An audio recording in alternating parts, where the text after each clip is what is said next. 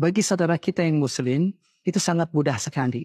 Kita mencontoh bagaimana kriteria yang dimiliki oleh baginda Rasulullah SAW, kemudian Rasul mewariskannya kepada kita semua. Sifat-sifat Rasulullah SAW itu utamanya ada 4. Fatonah, tabligh, amanah, dan siddiq. Fatonah itu adalah cerdas. Artinya dia memiliki satu tingkat kecerdasan yang tinggi. Fatonah berarti menguasai data-data. Baik itu data-data pendidikan, kesehatan, demikian juga kesenjangan antara fakir dan miskin, demikian juga bagaimana data ibu yang hamil, yang stunting, menguasai ICOR, Incremental Capital Output Ratio, menguasai Gini Ratio, demikian juga kota-kota yang masih terbelakang di Indonesia, dan disparitas antara Jawa dan luar Jawa. Kemudian juga jika di hadapan kita ada seorang sarjana S1 dengan S2, kenapa tidak mengambil S2? Jika ada S2 dengan S3, kenapa ngambil S3? Jika ada yang hanya bisa berbicara bahasa Indonesia saja dengan yang bahasa Inggris, kenapa kita nggak ngambil bahasa Indonesia dan bahasa Inggris? Kalau ada yang bisa Indonesia, Inggris, Arab, kenapa tidak memilih Indonesia, Inggris, Arab?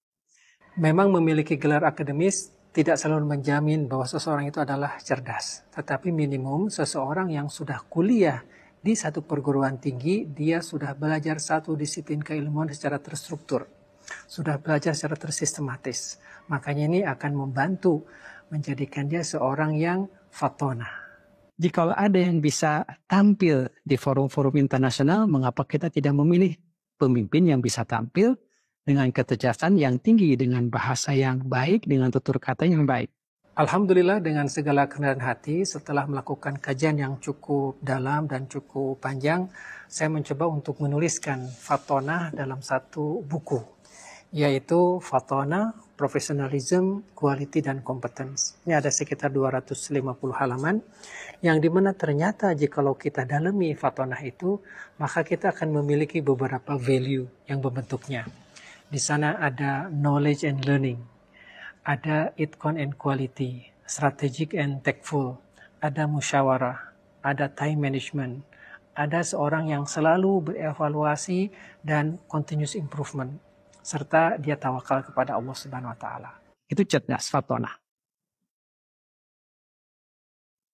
Tabligh artinya balagha yubalighu tabligan. Artinya mengkomunikasikan dengan sesama. Tutur katanya baik, kemudian juga bahasanya teratur, kemudian juga sistematis. Nah, kemudian juga mampu berkomunikasi dengan semua kalangan. Itu yang dicontohkan oleh baginda Rasulullah SAW dengan anak yatim, dengan piatu, kemudian juga dengan orang tua, dengan nenek-nenek, semuanya disampaikan oleh baginda Rasulullah SAW dengan baik. Nah, kita mencari pemimpin yang tutur katanya baik, yang menjelaskan masalah yang pelik tentang kebangsaan dengan baik. Karena apa? Karena masyarakat itu tidak semuanya pandai. Masyarakat itu tidak semuanya intelektual. Banyak yang pendidikannya rendah. Nah, bagaimana kita memilih pemimpin yang cara komunikasinya bagus? Jika di forum nasional bagus, di desa bagus, di forum internasional juga bagus. Nah, kita harus memilih pemimpin yang maqalla wadalla. Bicaranya padat, tetapi sudah tersampaikan pesannya. Setelah melakukan kajian yang lebih dari 1 tahun, saya mencoba untuk menuangkan konsep tabligh menjadi satu buku yang tebalnya hampir sekitar 300 halaman. Nah, dalam konsep tabligh Rasulullah SAW, ternyata itu ada visionary and communicative leadership. Jadi seorang pemimpin yang mampu melihat visi ke depan dan mampu mengkomunikasikannya. Di dalamnya ada clear vision.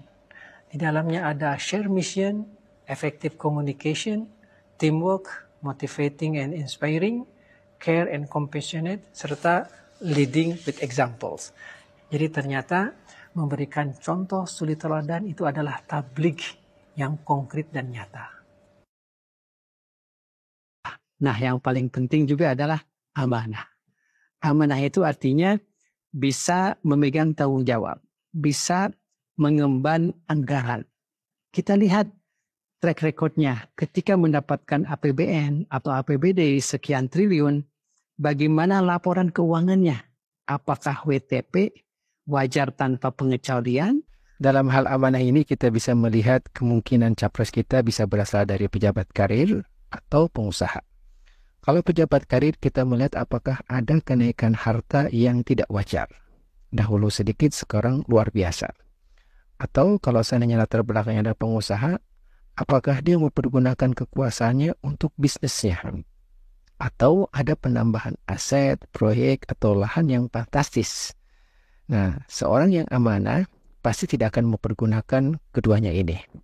Dan seorang yang amanah pasti tidak akan mempergunakan kekuasaannya agar hartanya naik secara tidak wajar, kalau seandainya pejabat karir, atau ada kenaikan aset, harta, proyek, atau lahan yang fantastis jikalau dia latar belakangnya adalah pengusaha. Kita tidak bisa cerita saya akan amanah, tetapi yang paling bagus adalah melihat bagaimana ke belakang tentang laporan keuangan ketika dia menjabat. Berbicara tentang amanah, ternyata ini adalah satu yang sangat luar biasa. Amanah itu ternyata dibangun atas trustability.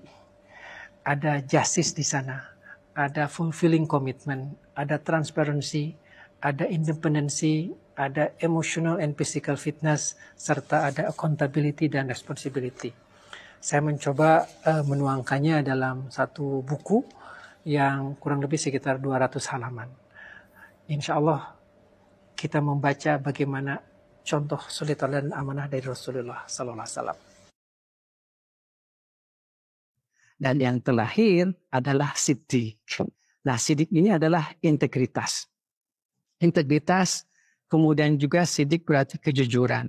Siddiq berarti apa adanya. Nah, yang paling mudah siddiq ini adalah bagaimana cerminan kepribadian, cerminan intelektualitas, dan cerminan spiritualitasnya. Bagaimana juga keturunannya. Karena kita ingin tahu apakah dia ini person of trust atau tidak. Untuk saudara-saudara kita dari Muhammadiyah, melihat dan memilih calon pemimpin sangat mudah sekali. Bagaimana kita melihat kejernihan tauhidnya. Bebas dan jauh dari syirik, jauh dari bid'ah, jauh dari khurafat. Demikian juga dia memiliki semangat tajdid, semangat pembaruan, semangat perubahan. Karena itu adalah inti daripada semangat pembaruan Muhammadiyah. Untuk ikhwanana min Nahdlatul Ulama, kita harus memiliki pemimpin yang aswaja, artinya ahlus sunnah wal jamaah. Dia harus bisa memimpin sholawat. Karena apa? Karena dia muslim. Demikian juga kunutnya fasih, bisa memimpin istighosa sebagai manifestasi permintaan pertolongan kita kepada Allah Subhanahu wa taala, dekat dengan pesantren dan dekat dengan kultur NU. Makanya semakin dekat seorang calon pemimpin dengan kultur NU, berarti dia bisa lebih diterima di kalangan hadirin. Nah, bagi saudara-saudara kita yang umum, sesungguhnya memilih pemimpin itu mudah saja. Kita lihat bagaimana tauhidnya, bagaimana salatnya, rajin tidak, bagaimana bacaan Qur'annya, ikhfa, idgham, gunnah, bila gunnahnya, rapi enggak. Demikian juga sempat tidak dia pergi haji dan umroh. Kenapa? Haji dan umroh ini kelihatannya simple, tetapi seseorang yang tingkat takwanya rendah tidak akan mementingkan untuk berangkat haji dan umroh. Karena apa? Karena memakan waktu. Dan tentu saja kita bisa melihat sinar dari iman itu dalam akhlaknya. Bagaimana berinteraksi dengan orang lain, terlihat tutur katanya, budi baiknya, sopan santunnya. Dari situlah kita akan melihat calon pemimpin kita. Dan alhamdulillah setelah melakukan kajian yang cukup lama, saya mencoba menuangkan konsep tentang siddiq menjadi personal excellence. Siddiq ternyata dibentuk dari 7 komponen. Pertama, harus kuat tauhidnya, honest, jujur, peace of mind, orang yang tenang, orang yang tidak emosional. Demikian juga ada kesabaran di sana, ada kesyukuran di sana, dan dia harus halal oriented. Artinya, tidak bisa seorang itu menjadi siddiq jika dia korupsi. Tidak bisa seorang itu menjadi siddiq jika laporan keuangannya itu tidak jelas. Dan pastinya siddiq juga ada istiqomah. Jadi sesungguhnya memilih pemimpin itu gampang. Kita terapkan aja siddiq, amanah, fatonah, tabligh. Bagaimana kecerdasannya, bagaimana cara berkomunikasinya, bagaimana tingkat amanahnya, dan bagaimana tingkat integritasnya. Jadi kalau kita sudah bisa memilih, insya Allah kita akan memiliki pemimpin di 2024, pemimpin yang terbaik. Assalamualaikum warahmatullahi wabarakatuh.